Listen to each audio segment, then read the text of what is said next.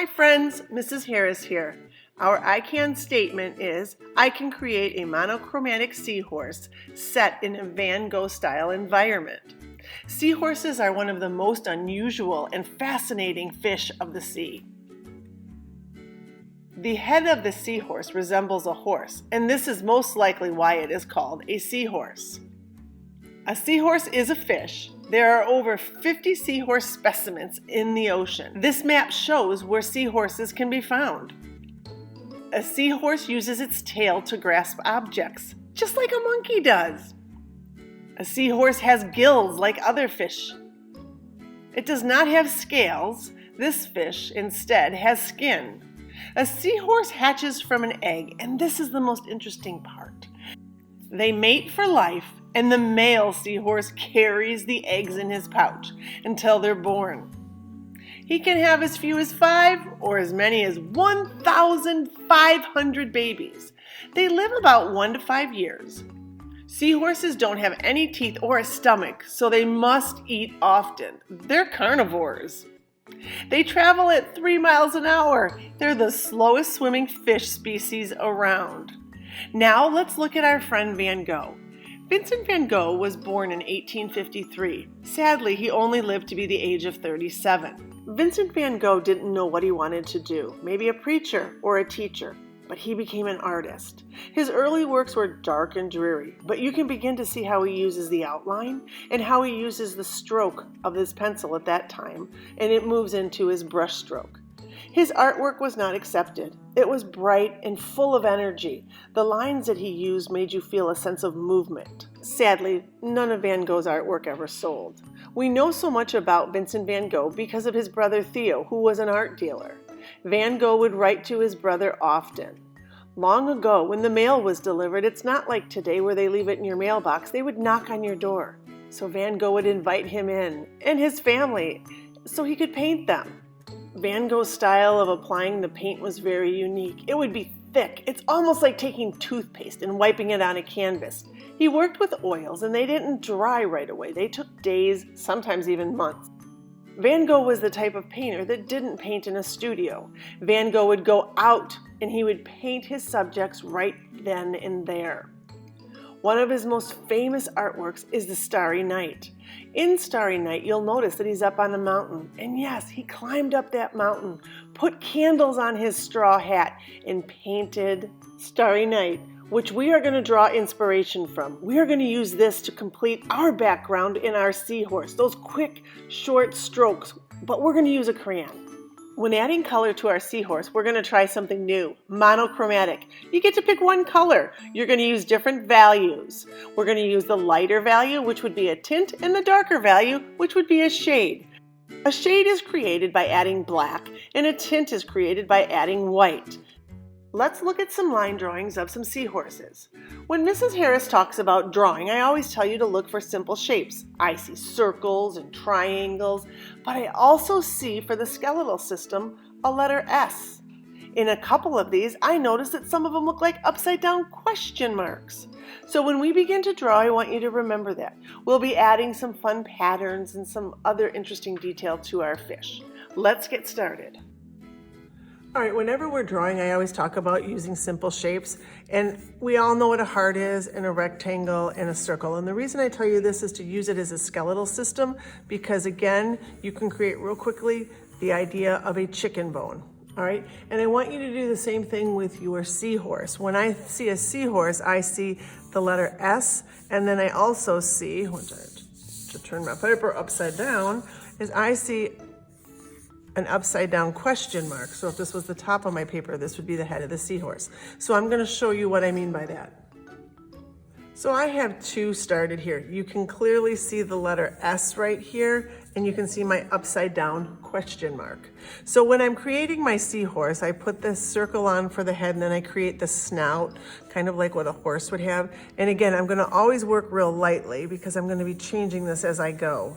And I'm going to let the tail end up there, but I'm going to not end it because perhaps I want it to be wrapping itself around a blade of grass, and I need to weave that in and out of the picture. So I would clearly put that in front of it and then bring the tail around here so that it looks like it's now wrapped around that blade of grass. So again, I don't sketch the whole thing because I don't know exactly what I want it to all look like. I might begin to think about my patterns of putting some fins on the back of it. I can do fins all the way up. You can make your seahorse kind of a non-realistic one. I saw one that was in the line drawing and it was a unicorn. I thought that was a great idea. And here we go again. We did our umbrellas with these smiley faces and we can use that smiley face line again right here to create our our seahorse. So that's how I would do it out of the letter S. And you can see I'm going to get my black marker and I'm going to ruin this because I'm going to black marker the S so you can see what I'm talking about. So there's the letter S. So now let's make it out of my question mark. So again, I'm going to start with the head area. I know where that's going to be, and I'm going to bring this body down. And when I've got my upside down question mark, I'm not going to finish my tail because maybe I want it to wrap around something. So I have to connect the head and kind of make a neck. And I'm going to bring it out. Now maybe I'm thinking to myself, this just looks like a snake, so I need to make it a little bit fatter out front. So I'm going to do that. I could erase this line, but I'm kind of liking the way this looks because now if I do something like this, it kind of has a dimensional look to it. I'm going to go ahead and make that my dot on my question mark a little bit bigger. I'm going to go ahead and add the snout. And again, I like to just sketch things in lightly. And this is looking like a pretty good seahorse. If I want to add that blade of grass again, that he could have its tail wrapped around, I am going to go ahead and do that. And then I'm going to bring the tail. Now I've got it going in front of it. So if I did that, it would just peek out a little bit back here. So now it looks like it's wrapping around. Again, that's overlapping. And here is the original question mark that we started with. Again, always looking for simple shapes. And that's what I saw. So when I began mine, I did a couple of them. And you guys are going to have the choice whether you want to go vertical or if you want to go horizontal. Here's another one. I started another one with my pencil drawing. And then here's the last one that I was working on. This one I decided, you know what? I want to try to do this one a little bit different. I want my paper to go horizontal. So again, it's your choice which direction your paper goes. But we're all going to end up with a seahorse, whether we use an S or an upside down question mark. We're all going to end up with a seahorse. Once we've ended up with a seahorse, you're going to add detail like we always do. And you can see here, I'm going to let you see all the way down to the bottom. I've got like some coral down here, the sand. Remember, foreground, middle ground, and background. The background is going to be our friend Van Gogh. That's where we're going to do the swirls of the water. Now I have to choose a monochromatic color to color my seahorse with. Oh my gosh. So I'm going to choose, I think I'm going to choose the color orange to add. I've selected all my oranges that I've got, so I've got all these different values. The other way to create my different values in the color orange is by pressure. If I press really hard, it's going to be dark. If I go really light, it's going to be lighter. So that's another trick. So I'm going to go ahead and add some color to this and I'll be right back. Okay, so I added some color to my seahorse, orange again. The whole seahorse has to be orange because again, it's going to be one color. It's going to be monochromatic. You can see I've used a lighter and a darker color of orange. Now we're going to talk about how we're going to color in everything else. The coral, I could color one solid color. The greens, I would probably do a few colors of green while I'm working with it. I might mix my greens in together just to make it look a little bit more like it's moving in the water and the current, or even just to give it a little bit different look.